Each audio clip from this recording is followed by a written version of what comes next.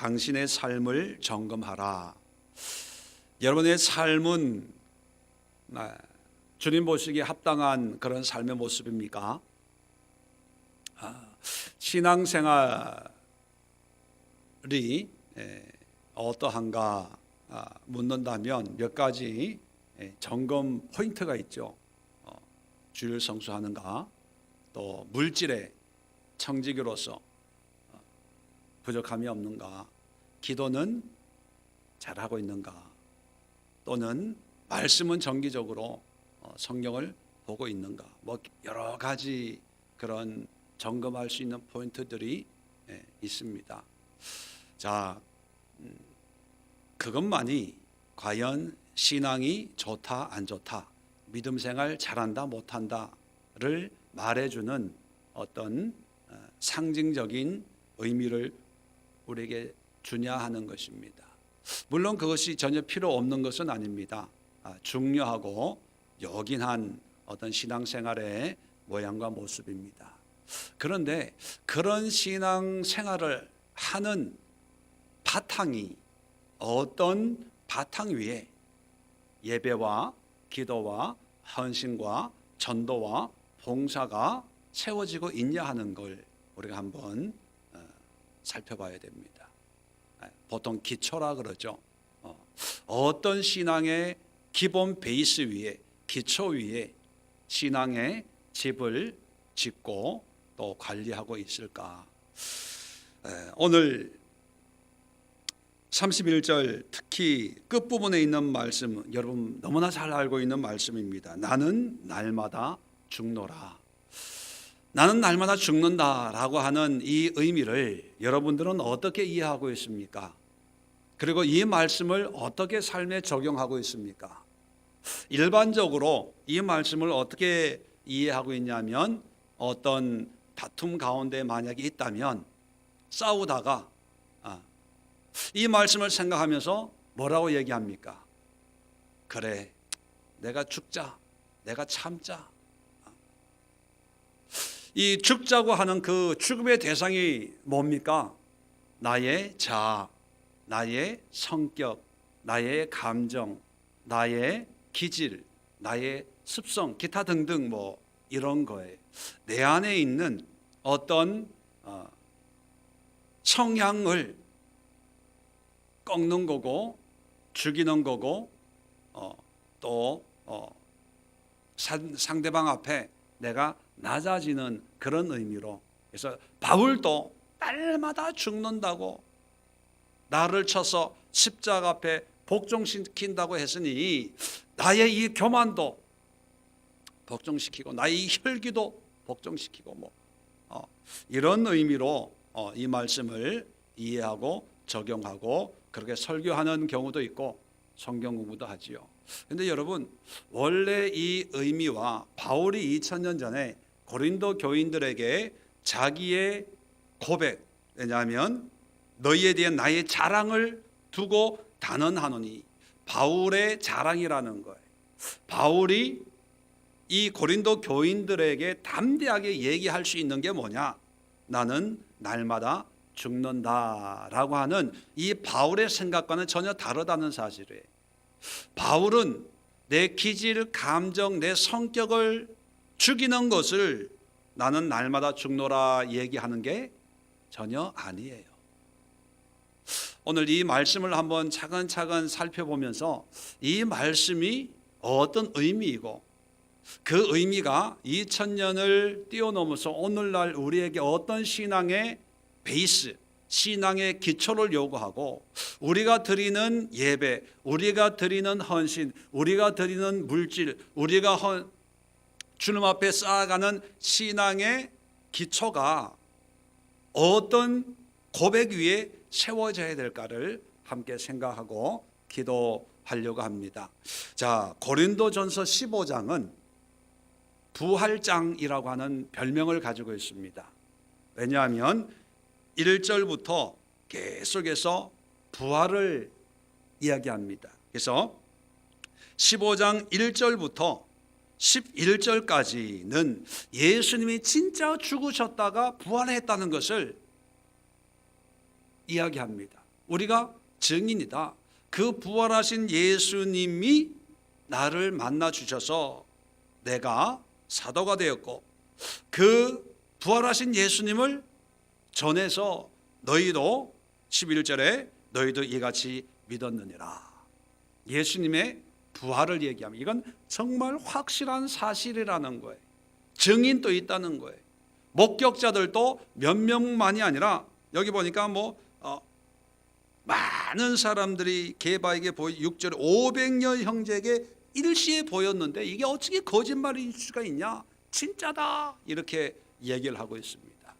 자, 12절부터는 이제 28절까지는 예수님이 부활하신 것처럼 예수님을 믿는 사람도 반드시 부활한다. 그걸 얘기하고 있어요. 믿는 자의 부활이라는 거예요.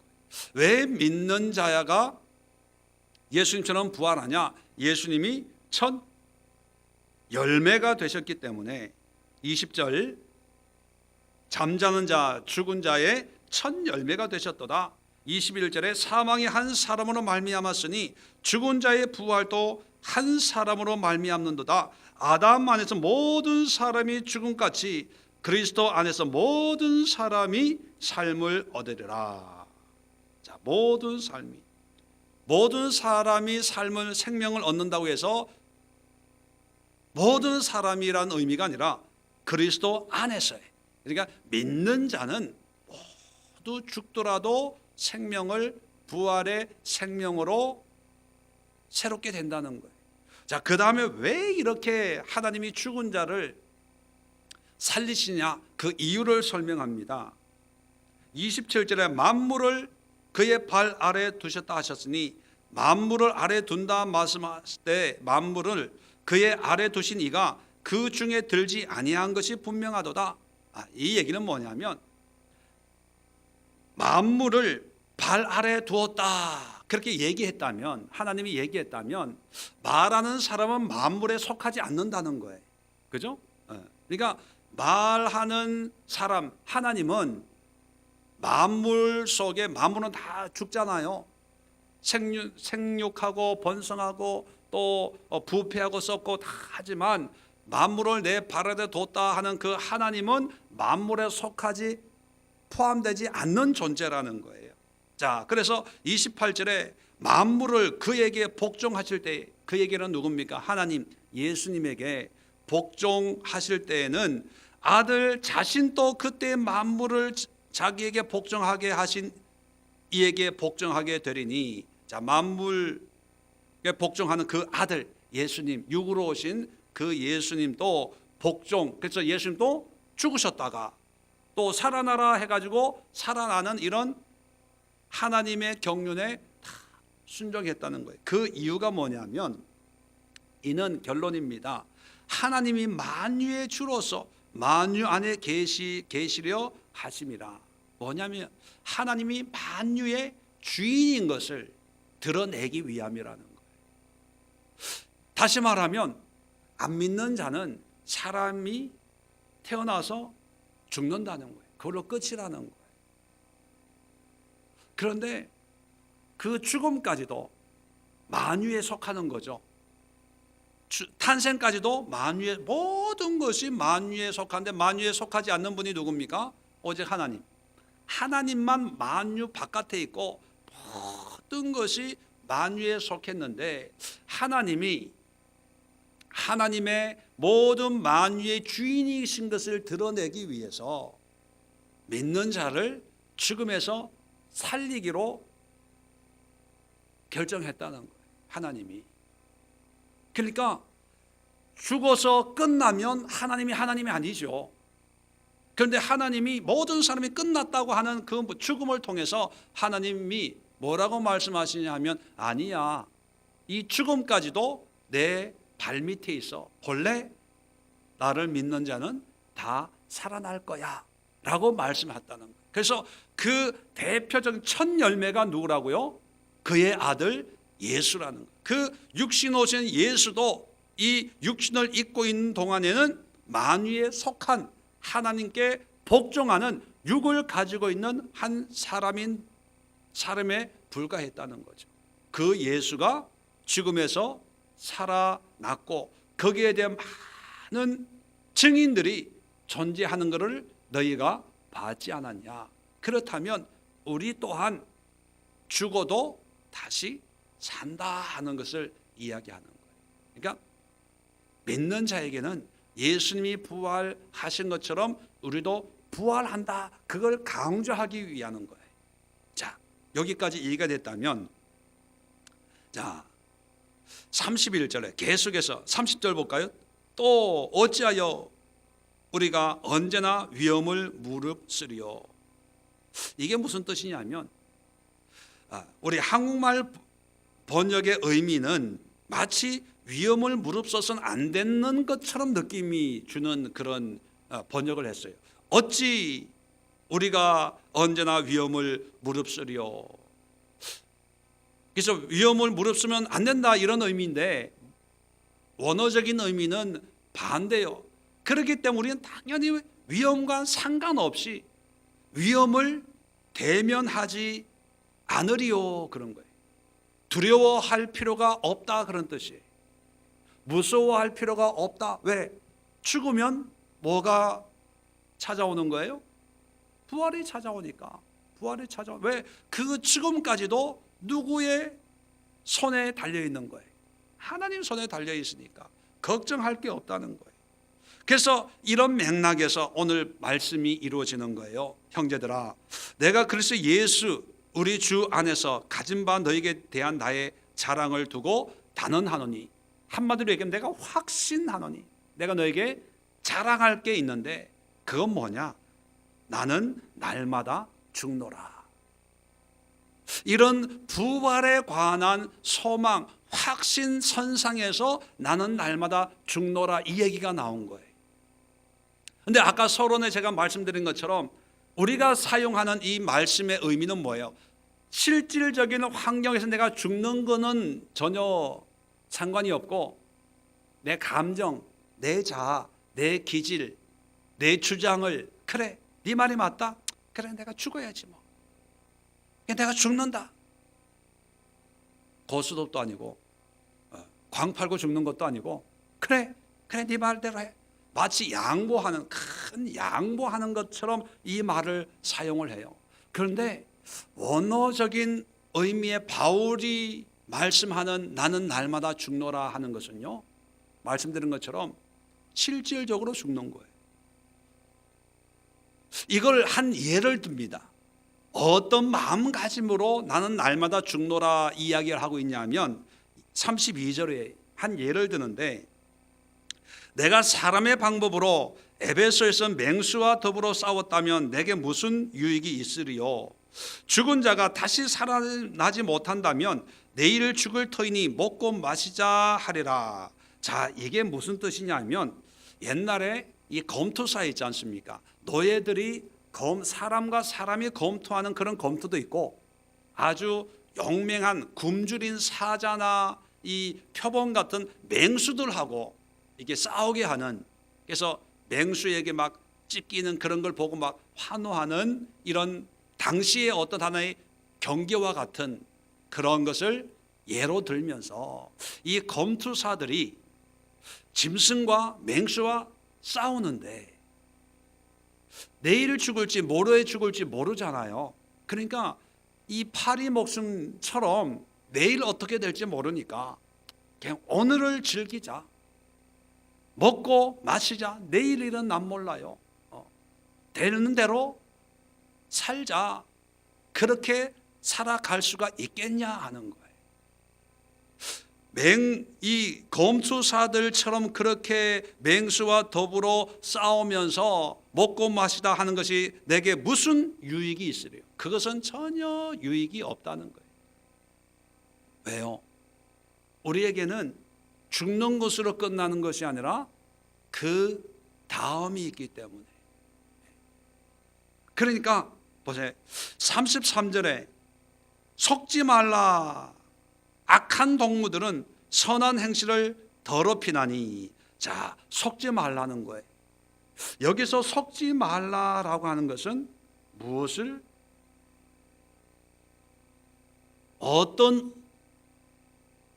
미혹에 빠지지 말라는 걸까요? 부활을 안 믿는 거죠. 죽으면 끝나니까 살아있을 때 누리고 살아있을 때 편안하고, 인생은 한 번밖에 없어.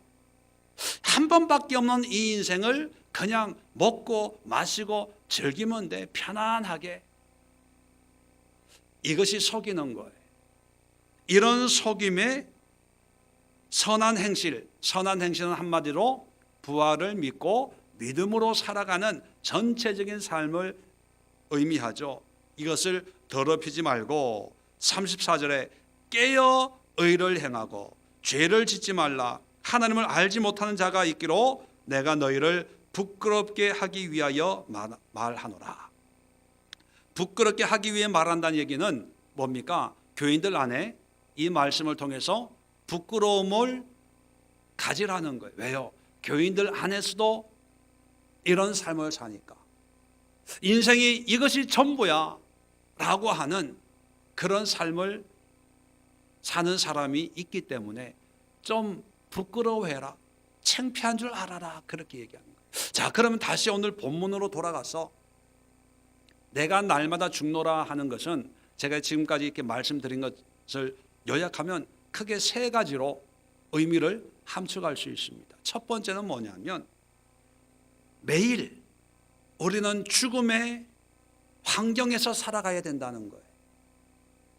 그 얘기는 뭐냐면 편안하고 안락하고 쉽게 적당하게가 아니라 복음을 가진 자 아닙니까? 믿음을 가진 자라면 하나님이 우리에게 죽음을 주시지만 그 죽음까지도 하나님께 순종하고 복종하는 만물이에요. 그리고 하나님이 우리에게 생명을 주시는 거예요. 그렇다면 이 말씀이 그저 영적인 의미가 아니고 심적인 의미가 아니고 어떤 신앙의 어떤 교훈이 아니라 그저 양보해라 이런 차원의 도덕적이고 윤리적이고 좀 내가 손해보고 내가 좀 인내하고 내가 좀 참고 이런 정도의 수준이 아니라 바울처럼 실질적으로 믿음을 위해서, 복음을 위해서, 신앙을 위해서 죽을 것 같은 그런 환경과 상황 속에 들어가 사는 거예요. 피하지 않는다는 얘기예요. 죽으면 죽으리라.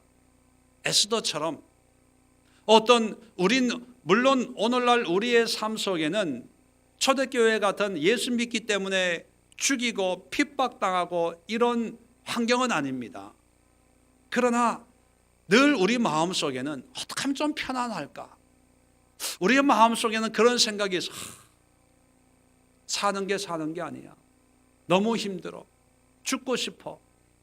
그냥 우리는 탄식으로 죽음을 이야기하는데 바울은 그냥 탄식으로 죽음을 얘기하는 것이 아니라 그의 삶이 직접 날마다 죽음과 대면하는 그런 삶을 살았다는 거예요.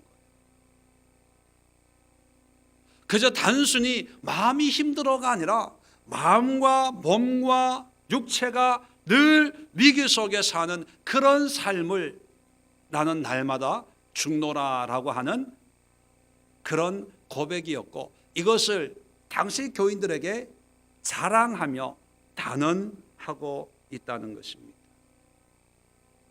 고린도후서 4장을 보면 바울이 이런 고백을 합니다. 고린도후서 4장 9절, 박해를 받아도 버림받지 아니하며 거꾸로 뜨림을 당하여도 망하지 아니하고 우리가 항상 예수의 죽음을 몸에 짊어지면, 자, 여기 박해를 받는다, 거꾸로 뜨림을 당한다, 예수의 죽음을 몸에 짊어진다. 이것은 영적인 의미일까요? 현실을 얘기하는 걸까요? 현실이 현실이 죽을 것 같다는 거예요. 11절도 보십시오. 우리 살아있는 자가, 바울 일행을 얘기하죠. 항상 예수를 위하여 죽음에 넘겨진다는 것은요, 것 같다는 거죠.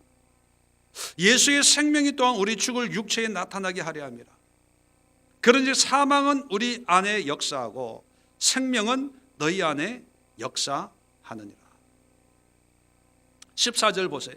주 예수를 다시 살리신 이가 예수와 함께 우리도 다시 살리사 너희와 함께 그 앞에 서게 하실 줄을 아노라.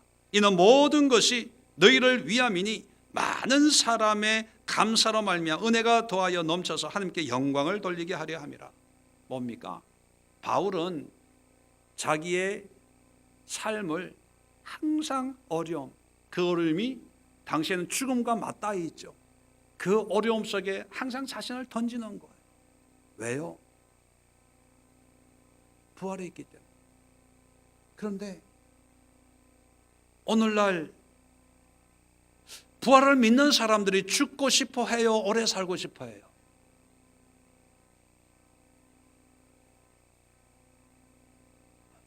부활을 안 믿으려고 그래요. 부활을 싫어해요. 부활해서 하늘나라에서 영원히 사는 것보다 빚더미에 자식 걱정, 남편 걱정 해도 이 땅에서 호수 꽂고 병원에 중환자실에 누워 있어도 이 땅에 그래도 공기 마시려고 아둥바둥해요. 제가 1년 동안 기도원 강사로, 목요 강사로 조그마한 기도원을 섬긴 적이 있습니다. 거기는 다 환자들이 와요. 환자들이. 암 환자, 병원에서 이제 안 됩니다, 돌아가십시오 한 이런 분들이 많이 옵니다. 그 기도원에서 먹고 자고 하면서. 그래서 막 앉아 있으면 이 복수가 차가지고 이렇게 방석을 몇 개 대가지고 벽에 이렇게 기대서 이렇게 믿음 있는 분도 오지만 이제 믿음 없는 분이, 가족들이 이제 신앙생활 하시는 분들이 있으면 기도원 가서 기도받고 가면 하나님이 고쳐주신다 하니까 이제 어쩔 수 없이 끌려온 분도 있어요. 그래서 그분들에게 예수님 믿으십니까? 하면 아멘. 왜? 그래도 살고 싶어서. 하나님이 당신의 구세주인 걸 믿습니까? 아멘. 예수 안에 있으면 새 생명이 주어진다는 걸 믿습니까? 아멘. 지금 죽어도 하나님의 자녀로서 당당하게 천국 갈 줄 믿습니까? 아멘. 됐네. 그럼 죽으세요. 뭐 더 살려고 해요? 말 맞아요? 틀려요? 담배 피고 술 먹고 그렇게 살다가 그나마 인생 마지막에 기도원에 와가지고 아니 하나님 믿는다니까, 죽으면 천당 간다니까 믿는데요. 그러면 천당이 훨씬 낫지 왜 여기 살려고 하냐고. 그거 고쳐줄 필요가 없네. 그래도 기도해달래. 살아서 열심히 봉사하고 그리고 죽겠다는 거예요. 여러분, 우리가 신앙생활 하면서 우리의 믿음과 우리의 믿는다고 하는 것과 우리의 일상 삶이 얼마나 이게 모순 덩어리인지 몰라요. 모순 덩어리인지. 모든 게 하나님의 것입니다. 말은 그렇게 해놓고 철저하게 자기 것. 누가 자기 거 하나 뺏어가면 큰일 나고요. 자기 것 아닌데 내가 하나 더 못 얻으면요 집에 가가지고 이를 갈아요. 왜 내가 그걸 빨리 가가지고 챙겼어야 되는데 아까워 죽겠네 뭐 이러고.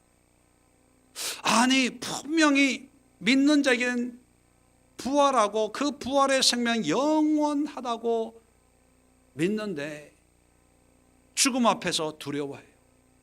무서워한다는 거예요. 그리고 날마다 죽는다 이 말을 아마 초대교회 사람들도 실질적으로 그렇게 살라는 게 아니라 그냥 의미적으로, 영적으로, 마음적으로 이렇게 생각하는 교인들한테 부끄럽게 하기 위해서 이 글을 쓰고 있다는 거예요. 부끄러운 줄 좀 알아라. 정말 그것이 하늘을 위한 삶이냐 아니면 너 자신을 위한 생각이냐 그걸 얘기하는 거예요. 그러면서 바울은 죽음을 날마다 함께 하는 거예요. 그것은 두려움 속에 살았다는 것이 아니라 죽음을 뛰어넘는 믿음의 확신을 가지고 살았다는 말씀이죠.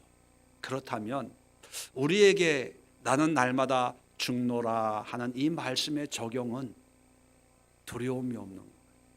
그 두려움이라고 하는 것은 환경의 어떤 상황 속에서도, 죽을 것 같은 고통과 아픔 속에서도 오히려 그 환경의 고통 가운데 내가 죽을지언정 그 죽음 뒤에는 하나님의 생명이 있음을 믿고 오히려 담대하고 기쁘고 감사하고 확신에 찬 삶을 살겠노라고 하는 그런 믿음의 확신과 고백의 선언이라는 것. 두 번째는 뭐냐 하면, 그래서 기꺼이 난 죽겠다는 거예요. 피하지 않겠다는 거예요. 두려워하지 않겠다는 것입니다. 세상 사람들은, 그리고 신앙생활하는 사람들도 어떤 문제가 있으면 그 문제를 놓고 우리가 기도하는 이유는 뭡니까? 어떻게 하면 피하려고, 어떻게 하면 건너뛰려고, 어떻게 하면 좀 안전하게 살려고 철저하게 자기의 안위를 위해서 하나님을 믿고 신앙생활할 때가 많지요. 그런데 바울이 나는 날마다 죽노라 하는 이 고백 속에는 나는 복음을 전하다가 정말 죽고 싶어, 그거예요. 피하고 싶은 생각이 없다는 거예요. 사도행전 20장에 보면 이제 3차 전도 여행을 마치고 예루살렘으로, 유월절을 맞이해서 예루살렘으로 급히 달려가는 바울의 여행이 기록이 되어 있습니다. 왜요? 유월절이라고 하는 것은 이제 유대인들의 큰 명절이거든요. 그 명절에 전도하려고. 그런데 유월절에 전도하러 가면 큰 문제가 생기는 거예요. 왜요? 그동안에 3차 전도 여행을 하면서 이방인들에게 바울이 유대인이 죽인 예수가 하나님이라고 전했잖아요. 그러니까 그 얘기를 듣고 예루살렘 성전에 간 이 유대인들이 바로 그 바울이 거기 서 있으면 가만 놔두겠습니까? 이단의 괴수인데 죽이지요. 그래서 바울을 만나는 사람들마다 가지 말라고 그러는 거예요. 에베소 장로들을 만납니다. 막 눈물의 이별을 하는 거죠. 가지 말라고. 그런데 바울이 이런 얘기를 합니다. 사도행전 20장 23절 24절에 오직 성령이 각 성에서 내게 증언하여 결박과 환난이 나를 기다린다 하시나. 성령이 뭐라고 말씀하신다는 거예요? 결박과 환난이 기다린대요. 그러면 우리는 어떻게 행동해야 됩니까? 이명 집사님, 성령이 원종범 집사는 아니겠죠. 청년 때 청년 원종범하고 결혼하면 환난과 결박이 너를 기다리노니 라고 성령이 주었다면 결혼해요, 안 해요? 안 하지요, 안 하지요. 박혜 권사님, 김금률하고 결혼하면 평생 돈 하다가 죽는다. 성령의 감동을 받았어. 결혼해요, 안 해요? 안 하죠. 안 하죠. 왜? 고생문이 훤한데 모르니까 결혼한 거예요. 모르니까. 잘 살 줄 알았으니까 결혼하는 거예요. 그런데 성령이 응답받은 거예요. 환상 본 거예요. 들은 거예요. 그런데 바울은 피해요, 안 피해요? 안 피해요. 계속해서 결박과 환난이 나를 기다린다 하시나, 그러나요 내가 달려갈 길과 주 예수께 받은 사명 곧 하나님의 은혜 복음을 증언하는 일을 마치려 하면은 나의 생명조차 조금 더 귀한 것으로 여기지 아니하노라. 죽겠다는 거예요. 여기서 중요한 우리 신앙의, 아까도 얘기했듯이 신앙의 기초 베이스가 뭐냐면, 우리는 성령의 음성을 듣고 환난과 결박이 기다린다 그러면 하나님이 감동을 주셔가지고 피하러 가는구나. 성령의 감동으로 이제 안전하다 그럼 하나님이 나를 안전하게 인도하시나 보다. 그래서 성령에 민감해야 돼. 성령의 음성을 들어야 돼. 그래서 하나님 갈까요 말까요? 그래서 환란이 있다 그러면 안 가고, 환란이 없다 그러면 기쁨으로 가고, 응답받고 간다. 좋고 안 좋고의 그 기준이 기도하고 또 신앙, 하나님, 성령 다 그 모든 미사 여구를 다 동원해서 사용하면서 신앙생활을 하는 것 같지만 결국은 이 결론은 누구 기준으로 살아가는 거예요? 내 기준이에요, 내 기준. 근데 바울은 자기 기준이 아니라 하나님이 주신 사명, 하나님 기준이에요. 그러니까 하나님 기준이면 성령이 환난과 핍박이 있다라고 해도 그 길을 가면 그것이 사는 길이에요. 그리고 죽어도 영원한 생명을 얻는 길이에요. 그리고 성령이 이 길은 편안하고 안전한 길이다 해도 내가 안 갈래요. 나는 주님을 위해서 복음을 전하기 위해서 다른 길로 가겠습니다 해도 성령의 뜻을 거스르거나 하나님의 뜻을 거스르는 게 아니라는 거예요. 성령은 단지 우리에게 선택의 여지를 주는 거예요. 이 길이 이런 길이고 저런 길이고, 모든 문제의 성령이 그렇게 역사하는 건 아니지만, 바울이 나는 날마다 죽노라 하는 그것은 하나님을 위해서는 나는 기꺼이 내 목숨까지 바치겠습니다 하는 그 믿음의 고백이 있기 때문에 성령은 가지 마라, 환난이 있다 해도 가는 거예요. 갔을 때 더 많은 믿음의 열매를 맺게 하셨다는 거예요. 반대로 바울이 성령이 가지 말라고 했으니까 안 가야지 라고 해도 성령의 뜻에 불순종한 건 아니에요. 그러나 사명의 열매는 많이 맺지를 못했을 거예요.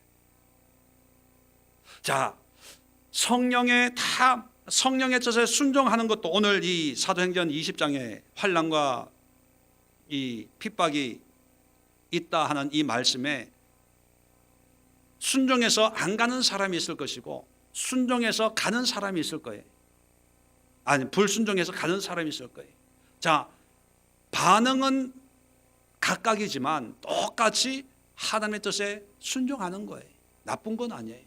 그런데 그 결과 고생스러우니까 난 안 가야지라고 했던 사람과 바울처럼 고생스럽지만 내 사명을 이루기 위해서 내 생명도 귀하게 여기지 않겠노라 했던 그 사람과 똑같이 기도했고 성령의 음성에 순종했고 하나님의 뜻에 따른 사람이 똑같아요. 그런데 결과가 달라집니다. 결과가. 자, 에스더도 보면 당시 상황에서는 나는 못하겠습니다 해도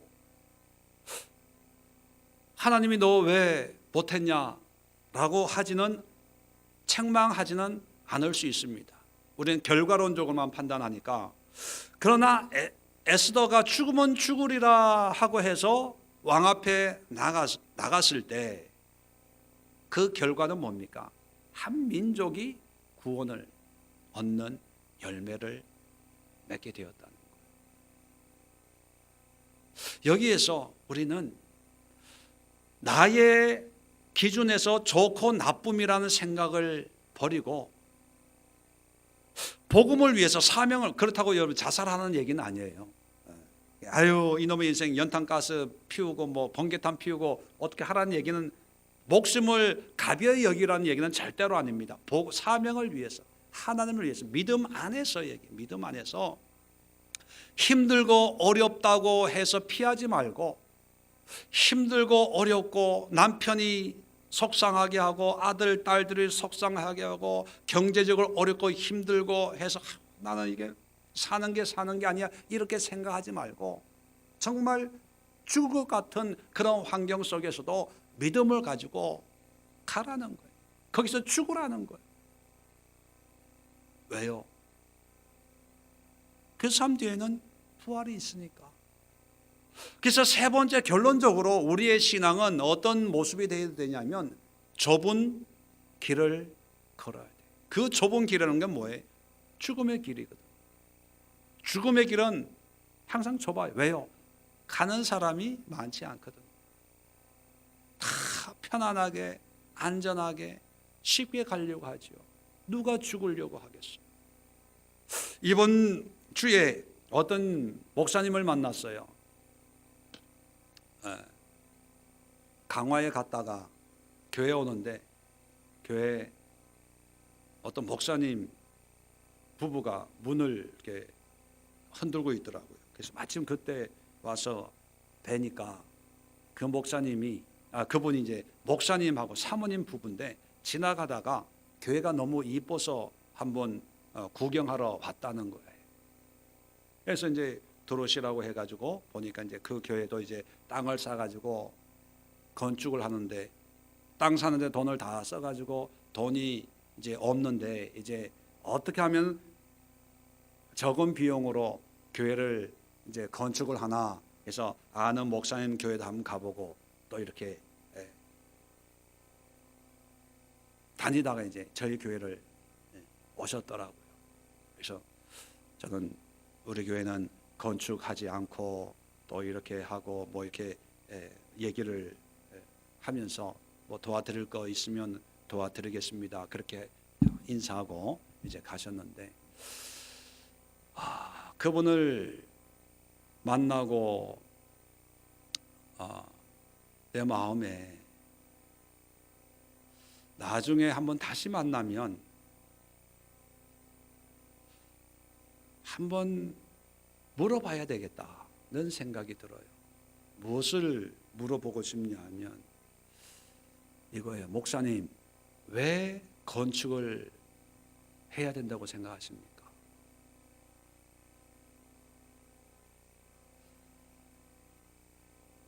건축을 안 하면 목회가 힘들고 어려운 건가요?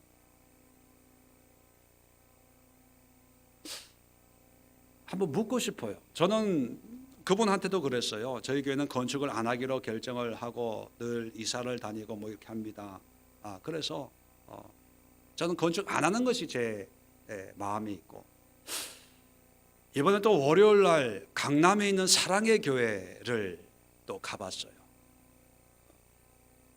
3천억 들여서 뭐 노른자 땅에다가 건축을 했는데 어마어마하더라고요. 근데 그걸 보면서 참 마음이 아팠어요. 물론 좋게 보는 분들도 있겠지만 제 개인적으로는 마음이 아팠는데 그런 걸 보면서 왜 꼭 거기에 분명한 이유가 있으면 괜찮아요. 그래서 그 이유를 묻고 싶은 게 돈도 없고 찾아다니면서 적게 비용을 많이 안 들이고 건축을 하려고 하고 그리고 그 목사님은요 땅을 사는 그 지역이 교회를 세울 수 있는 땅이 아니라 농지를 샀대요. 농지를 사가지고 창고로 허가를 내가지고 쓰다 해가지고 그냥 안에서 교회로 쓰면 안 됩니까? 뭐 이렇게 묻는데 제가 거기에 법적인 그건 모르고 만약에 그렇게 하다가 민원이 생길 수도 있습니다. 이렇게만 말씀을 드렸는데 과연 그렇게 하는 것이 좁은 길을 가는 길일까? 법을 어기면서 민원을 야기시키면서 그래도 교회를 세우고 그래도 허리띠 졸라매가지고 교인들한테 건축 헌금 거두고 또 뭐 무슨 헌금 거두고 뭐 기자재 거두고 해가지고 그렇게 해가지고 교회를 세우는 것이 그것이 목회고 그것이 하나님의 목양하는 것이고 그것이 영혼 구원하는 길일까? 정말 묻고 싶어요.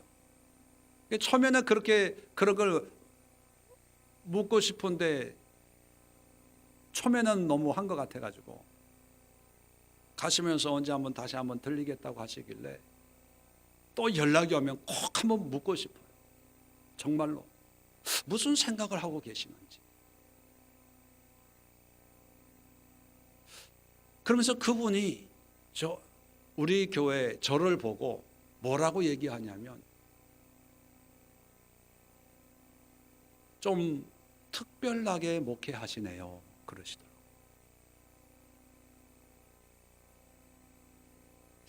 그 얘기를 들으면서 제 마음이 좀 불편했어요. 왜냐하면 나는 특별하다고 생각 안 하거든요. 다 이래야 되는 거 아니야? 이런 목회를 해야 되는 거 아니야? 내가 잘못하고 있나? 내가 진짜 특별하나? 특별하다는 것은 좋게 의미하면은 말 그대로 특별한 거고, 나쁘게 얘기하면은 뭐예요? 이상한 거잖아요. 또 더 나쁘게 얘기하면 잘못된 것일 수 있잖아요. 그죠?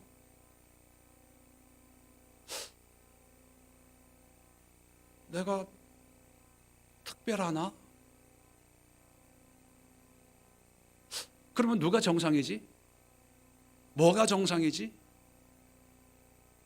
그러면서 오늘 이 말씀을 묵상하면서 제가 느끼는 게 뭐냐면 바울도 아마 그 당시의 사람들한테는 어리석게 보였을 수도 있어요. 어떻게 하면 살려고 하는 사람들이 대부분인데 나는 날마다 죽노라. 그것이 영적이고 뭐 마음으로 내 기질을 죽이고 내 성질을 죽이고 내 성향을 좀 죽이는 이 차원이 아니잖아요. 지금 설명한 것처럼 정말로 죽으려고 했어요. 죽으면 죽으리라. 죽는다고 가지 말라고 해도 놔라. 나는 가서 죽을 거야. 그랬던 이 바울이. 그래서 아마 이 바울이 사역할 때는 바울의 인생은 정말 힘들었을 거예요. 전과 뭐 수십 봄이 되지 않았겠어요. 사상범에다가 종교범에다가 어떤 정치범에다가 뭐 모든 안 좋은 죄복은 다 덮었었을 거예요. 그리고 그 정말은 뭡니까? 말 그대로 순교를 당했습니다. 순교를 비참하게. 자, 그래서 세상 사람들은 바보, 멍충이, 어리석은 사람 아마 그렇게 비참하다, 종말이 참 안 됐다라고 할 거예요. 근데 2000년이 지난 오늘날 보면 하나님은 누구 편입니까? 세상 편이 아니라 바울 편이었어요. 그렇다면 이것을 우리는 역사적으로 성경적으로 그 결과를 아는 우리는 여전히 바울의 삶을 살려고 하지 않고 여전히 또 세상 삶을, 사람들이 살아가는 삶을 살려고 해요. 기도가 나를 안전하게, 나를 편안하게. 기도의 대부분이 우리 가정 잘 되고 내 자식 잘 되고 우리 사업장 잘 되고 거기에다가 신앙적인 의미를 부여합니다. 하나님의 기업이 되어서 선교도 하고 전도도 하고 뭐도 하고 그래서 이런 일을 하기 위해서 하나님이 축복해 주세요. 교회도 마찬가지예요. 큰 교회가 나쁘다는 의미는 아닙니다. 그런데 그 큰 교회 대형화를 하면서 사람들의 자부심은 뭐냐면 우리 교회가 이런 일을 하고 북한 선교를 하고 해외 선교를 하고 뭐를 예, 좋아요. 그런데 아까도 말씀드린 것처럼 그 모든 보여지는 모든 행위의 베이스 기초가 뭐냐? 그 기초는 항상 뭐예요? 날마다 죽는다는 고백 위에 이 모든 게 세워져야 되는데, 근데 대부분을 제가 보면 내가 죽노라 하는 고백이 아니라 내가 남보다 더 잘 살리라, 더 편하리라, 더 커리라, 더 좋으리라, 이런 숨겨진 이 야망 속에 하나님의 사역들이 지더라는 거예요. 자, 그랬을 때 세상에서는 진짜 커요. 세상은 정말 편안해요. 세상에서 많은 일을 할 수 있습니다. 그런데 중요한 것은 하나님이 보실 때, 하나님이 보실 때 어떨까? 여러분, 결론은 이것입니다. 그래서 우리는 바울처럼 내 기질, 내 성향, 습성을 죽는 것으로 만족하지 말고 정말 죽을 각오를 가지고 죽을 수 있는 환경으로 가야 돼요. 그럴 때 한강으로 가지 마시고 힘들고 어렵고 고난과 고통이 있는 그런 상황 속에, 요즘은 핍박의 상황은 아니고 승계의 상황은 아니기 때문에 우리의 삶 속에 있는 나를 불편하게 하고 나를 힘들게 하고 나를 고통스럽게 하는 그런 상황 속에 오히려 더 들어가는 거예요. 거기에서 오히려 더 기쁨과 감사를 찾고 추구하고 그 속에서 정말 숨 한 번 제대로 쉴 수 없는 답답함이 찾아올지라도 오히려 거기에서 하나님을 찾고 기도하고 예배할 수 있는 그런 믿음의 기상이 있어야 된다는 것. 오늘 이 시간 우리 한번 기도합시다. 여러분들이 느끼는 그런 삶의 무게가 결코 저주가 아니라는 사실이에요. 여러분들이 느끼는 삶의 아픔과 고통이 그 자체만 보면 고통과 아픔이지만 영적으로 하나님의 관점에서 보면 하나님은 그 환경의 뒤에는 부활이라고 하는 이 세상이 무엇으로도 살 수 없는 값진 것을 하나님은 준비해 놓고 있는 거예요. 그러니까 거기에서 망해도 괜찮은 거예요. 죽어도 괜찮은 거예요. 주님을 위해서, 사명을 위해서 어떤 환경 속에 있다 하더라도 비록 세상 사람들이 조롱하고 비웃고 비참한 종말이라 할지라도 우리 믿는 자에게는 그것이 아무 상관이 없어져야 되는 거예요. 연금 없어도 괜찮아요. 노후 보장 없어도 괜찮아요. 나중에 시골에 가가지고 초가 움막에 살아도 괜찮아요. 하나님의 사명으로 말씀으로 살아간다면 그건 아무 우리에게는 의미가 없는 거예요. 하나님을 의지하지 않고 세상 기준이 자꾸 들어오니까 노년에 연금이 있어야 되고 뭐가 있어야 되고 그래도 이래야 되고 그래도 이래야 되고 그러다 보면 좁은 길을 가지를 못하는 거예요. 좁은 길을, 힘든 길을 찬송하며 가지 못하고 불편한 거예요. 왜 없지? 다른 사람 다 있는데. 저는 우리 교회 성도들에게 불평 불만이 없어요.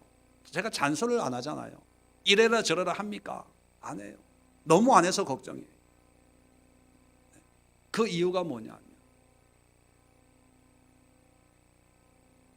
이런 분들하고 같이 신앙생활 하니까 즐겁게 기도하고 예배드리고 찬양하니까 그분들이 은혜 받고 변화가 되든 안 되든 그건 하나님이 하실 거고 우리가 할 것은요 그냥 그분들하고 그냥 함께 예배하는 거예요. 나머지는 하나님이 하실 거고 내가 할 수 있는 그 환경과 어려우면 재정적으로 힘들면 힘든 대로 환경적으로 어려우면 어려움 대로 그 어려움 속에서 그냥 기쁨과 감사함으로 살아내면 되는 거예요. 난 이게 믿음이라고 생각하고 이게 신앙이라고 생각합니다.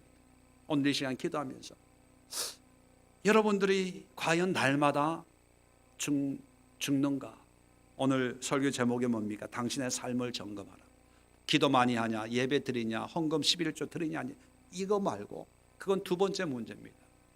기본은 어디서부터 시작돼야 되냐? 내가 죽는 거예요. 실질적으로 죽는 거예요. 손해보는 거예요. 낮아지는 거예요. 어려움을 내가 감당하는 거예요.